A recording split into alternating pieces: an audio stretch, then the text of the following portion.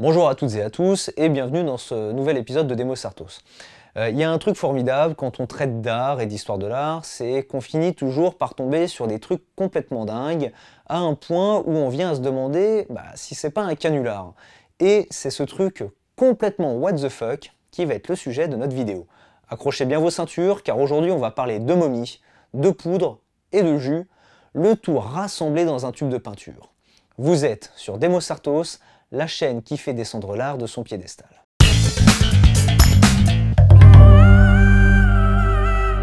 Alors avant de rentrer dans le vif du sujet de notre épisode, reprenons les bases de la couleur et comment cette dernière est fabriquée. A l'origine, les pigments nous viennent directement de la nature et principalement de la terre.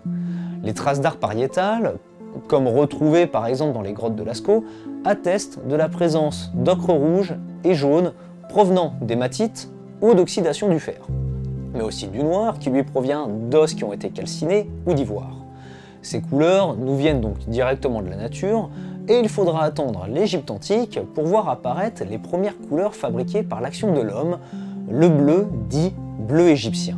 Ce bleu est obtenu en chauffant du silicate de calcium et du cuivre et est une réponse à la faible résistance du bleu obtenu par broyage du lapis lazuli, une pierre semi-précieuse venue d'Afghanistan.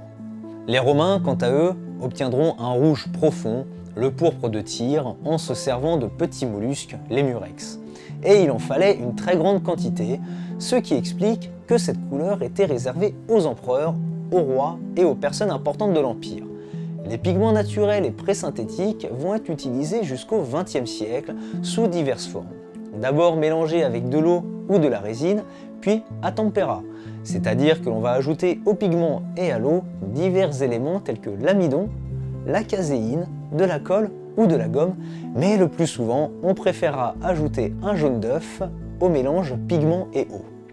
Puis à partir de la Renaissance, on remplacera cette technique par celle de la peinture à l'huile, et enfin, depuis les années 1930, l'apparition des peintures dites acryliques. Mais si, souvenez-vous, celles que vous utilisiez à l'école ou au collège.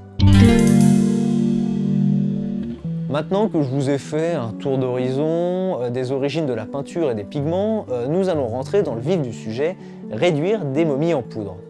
Ouais, des momies, des bonnes vieilles momies, celles avec des bandages et qui jettent des malédictions. À partir du XVe siècle, on va voir arriver un important trafic de momies entre l'Égypte et le reste de l'Europe. Les Européens pensaient que ces dernières avaient des vertus thérapeutiques. Un peu con les gars quand même.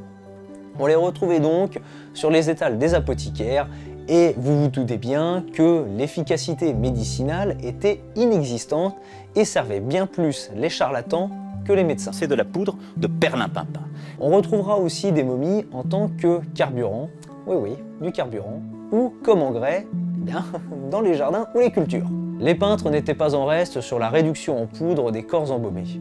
Une fois ces derniers réduits à l'état de petits amas de chair desséchée, ils étaient ensuite mélangés à des huiles ou des résines pour enfin être appliqués sur les toiles. Ce brin de momie, ou mamie, comme le disent nos amis anglais, avait la particularité d'être un brun très profond, tirant même sur le rouge. Cette couleur spécifique était beaucoup utilisée par les peintres pré-raphaélites et selon certains par Eugène Delacroix lui-même dans sa toile la plus célèbre, La liberté guidant le peuple. Un autre peintre français, Martin Drolling, aurait quant à lui bénéficié d'une douzaine de cœurs d'origine royale, oui, d'origine royale, issus des pillages de l'abbaye de Saint-Denis lors de la Révolution française. Ces cœurs broyés se retrouvent donc dans sa toile intérieure d'une cuisine réalisée en 1815. Les pigments et autres produits à base de poudre de momie trouveront leur apogée au XIXe siècle. Une boutique ouvrira même à Paris sous le nom de À la momie. Cet engouement finira par disparaître de lui-même au courant du XXe siècle et je vous laisse imaginer pourquoi. Avant de clôturer cet épisode, une petite anecdote sur ce pigment un petit peu spécial. Le peintre anglais Edward Burne-Jones, apprenant que son tube de brin de momie était composé en grande partie de restes humains réduits en poudre, décide de s'en débarrasser en lui offrant un enterrement digne de ce nom. Et cette histoire nous est contée par Rudyard Kipling, neveu du peintre et témoin de la scène. Et vous, que pensez-vous de cette pratique complètement what the fuck? N'hésitez pas à me le dire dans les commentaires. En tout cas, j'espère que cet épisode vous aura appris un nouveau truc. Si l'envie vous en dit, lâchez un petit like, c'est toujours cool pour le référencement de la chaîne. N'hésitez pas non plus à vous abonner et n'oubliez pas à activer la cloche pour ne rater aucune sortie. Et surtout, n'oubliez pas, restez curieux, restez artiste.